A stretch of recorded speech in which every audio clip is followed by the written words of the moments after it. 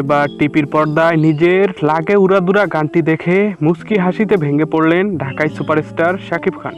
তুফান সিনেমার মাত্র একটি গান দিয়ে রেকর্ড গড়ার ইঙ্গিত দিয়ে দিলেন ঢাকাই এই সুপারস্টার। প্রিয় দর্শক, তাই তার বিস্তারিত জানতে একটি মুহূর্ত না টেনে পুরো ভিডিওটি দেখে সাথেই থাকুন। সিনেমা জগতে দীর্ঘ 25 বছরের কেরিয়ারে প্রথমবারের মতো কলকাতার মিমি চক্রবর্তীর সাথে জুটি বেঁধে তুফান সিনেমায় বিশাল বড় চমক দিলেন ঢালিউড কিং শাকিব খান।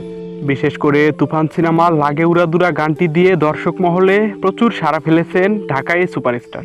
এই গানটিতে মিমির সাথে দুর্দান্ত পারফর্ম করে তুফানের পুরো সিনেমাটি নিয়ে আরও বিশাল বড় চমক দিতে যাচ্ছেন, তারই যেন ইঙ্গিত দিলেন শাকিব খান।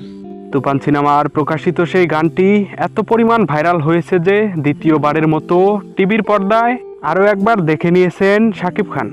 আর টিভির পর্দায় নিজের এমন দুর্দান্ত পারফর্ম দেখে মুচকি হাসিতে ভেঙে পড়েছেন এই অভিনেতা। প্রথমবারের মতো ওপার বাংলার মিমি চক্রবর্তীর সাথে তার জুটি এতটা দর্শকপ্রিয় হয়ে উঠবে সেটা কখনো ভাবেনি শাকিব খান। প্রথমবারের মতো শাকিব খানের সাথে মিমি চক্রবর্তীর এমন রোমান্স দেখে অনেক ভক্ত এবং দর্শক মন্তব্য করেছেন, শুধু তুফান সিনেমায় নয়, নতুন আরও অনেক সিনেমাতে জুটি হিসেবে দেখতে চায় শাকিব খান এবং মিমি চক্রবর্তীকে। প্রিয় দর্শক, তুফান সিনেমায় শাকিব খান এবং মিমির পারফরমেন্স আপনাদের কেমন লেগেছে অবশ্যই কমেন্ট করে মতামত জানাবেন। ধন্যবাদ।